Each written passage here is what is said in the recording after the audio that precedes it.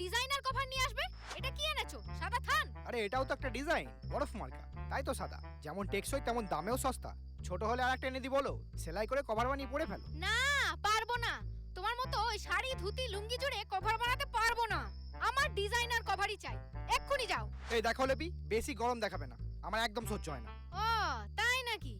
আমার গরম তোমার সহ্য হয় না, আর ওদিকে কাশ্মীরের ছবিতে হট কমেন্ট করে বেড়াচ্ছ। কাশ্মীরি তো শালি, শালির সাথে একটু তুলোতুলি করতে পারবো না? বিয়ের আগে তুমি আমার সাথেও এরকমই তুলাতুলি করতে। এই বাজে বকো না তো, তুমিও তো চাদরের ছবিতে হট রিঅ্যাক্ট দাও, তো আমি কি বলেছি যে চাদরকে বিয়ে করে নাও? করে নিলেই ভালো হতো, অন্তত আমার কদর করতো।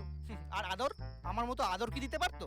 হ্যাঁ হ্যাঁ, এমন আদর দিয়েছো যে একটা বাঁদর তৈরি হয়েছে। মা দেখো না, এই মাফলার তো আমাকে চাদর বলছে। কাকিমা তার আগে ও আমাকে উলের ছেলে বলেছে। বেদ কইতি, তুই আমার শৈতালকে জ্বলিয়ে ধরবি কেন? শালা কানপত্তির বাচ্চা। এই এই, কানের গোড়ায় দেবো, আর একটা নোংরা কথা বললে মেরে মুখ সেলাই করে দেবো।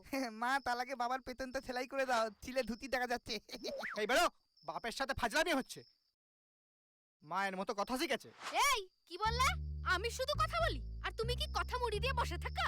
আমার কথা নরম হয়, তোমার মতো গরম হয় না। তা গরম হবে কি করে? গরম হতে গেলে তো তুলো লাগে। তোমার তো না আছে তুলো, না আছে উল, অথচ এমন ভাব দেখাও যেন বিদেশি ভেড়ার চুল। এই শোনো, তোমার মতো অত আমার তুলোর গরম না থাকতে পারে, কিন্তু আমি নকশিকাতা বংশের ছেলে। বাংলার শীতের সৌন্দর্যে আমাদের একটা উষ্ণ স্থান আছে। আমরা হলাম শিল্পের পূজারী। ছেঁড়া কাঁথা আবার বেশি কথা। একটা ডিজাইনার কভার আনতে বললে যে সাদা থান কাপড় নিয়ে আসে, সে আবার শিল্পের পূজারী। ধুত তেরি, ঘুরে ফিরে সেই একই কথা। সবে তো শীত পড়েছে, কটা দিন দাঁড়াও না, এক্ষুনি তোমার কভার চাই। হ্যাঁ চাই। রোজ রোজ এই একই কভার পরে ছাদে রোদ পোহাতে যেতে আমার লজ্জা লাগে। পাশের বাড়ি কমল দিকে দেখেছো কেমন রোজ নতুন নতুন কভার পরে? তো তাতে কি ও ভিতর থেকে বদলে গেছে? আগেও যেমন কুটকুটে ছিল, এখনো কুটকুটে আছে। অন্তত বাইরে থেকে তো সুন্দর আছে। তোমার মতো তো নয় যে বাইরেও ছেঁড়া ভিতরেও ছেঁড়া, পচা কাপড়ের তালি মেরে দিন কাটিয়ে দিচ্ছে। এই শোনো, আমি তালি মেরে চালাচ্ছি বলেই তোমার ওই কেজি কেজি তুলো হচ্ছে। হ্যাঁ হ্যাঁ, বিশাল তুলো। একটু শিমুল তুলো আনতে বললেই বলে 500 টাকা কেজি তুলো এনে কি হবে? রাবিশ তুলো আনি 30 টাকায় কাজ মিটে যাবে। আর সে তুলো এমন, তাতে তুলোর থেকে ধুলো বেশি। তো সারা বছর গুঁড়ি মেরে পড়ে থাকলে ধুলো হবে না তো তুলো হবে?